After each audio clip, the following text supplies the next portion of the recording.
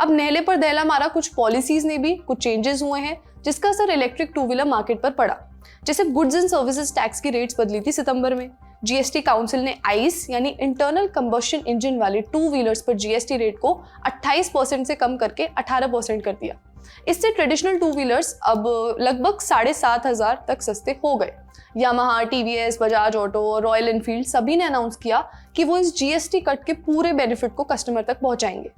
लेकिन पहले से ही सिर्फ 5% जीएसटी वाले इलेक्ट्रिक व्हीकल्स का यहाँ पर काम थोड़ा गड़बड़ हो गया।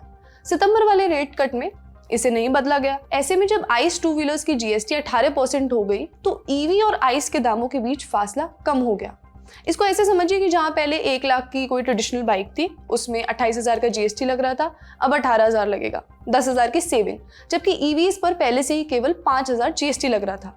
तो ऐसे में ईवी और आइस के दामों में बस 13,000 का अंतर रह गया। ऐसे में आफत आई ईवी कंपनियों की। टू व्हीलर खरीदने वाले जब ईवी लेने जाते तो उन्हें कुछ वाजिब दिक्कतों का सामना करना पड़ता है, जैसे चार्जिंग स्टेशन इंस्टॉल करवाना, गाड़ी को लंबी दूरी और दूर दराज इलाकों तक न ले जा पाना। जानकार बताते हैं कि इस वजह से ईवी खरीदने वाले आइस बाइक्स पर स्विच करने लगे और इसकी मार पड़ी सेल्स पर। और जब स्कूटर में आग लगने, शॉर्ट सर्किट हो जाने की खबरें आ रही है तो सबसे ज्यादा मार ओला इलेक्ट्रिक पर पड़ी। वो कंपनी वैसे ही प्योर प्ले ईवी कंपनी है।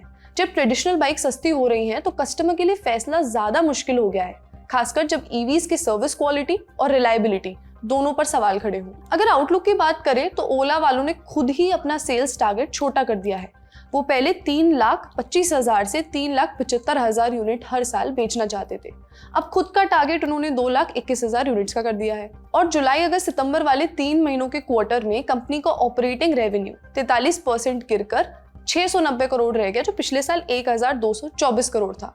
अब कंपनी जितना टारगेट लेकर चल रही है और जितनी गाड़ी बेच पा रही है, अगर कैलकुलेटर में डालेंगे तो समझ आएगा कि ओला को सरवाइव करने के लिए हर महीने कम से कम 18,888 स्कूटर बेचने होंगे। अक्टूबर नवंबर में कंपनी ने लगभग 24,450 यूनिट्स ही बेची।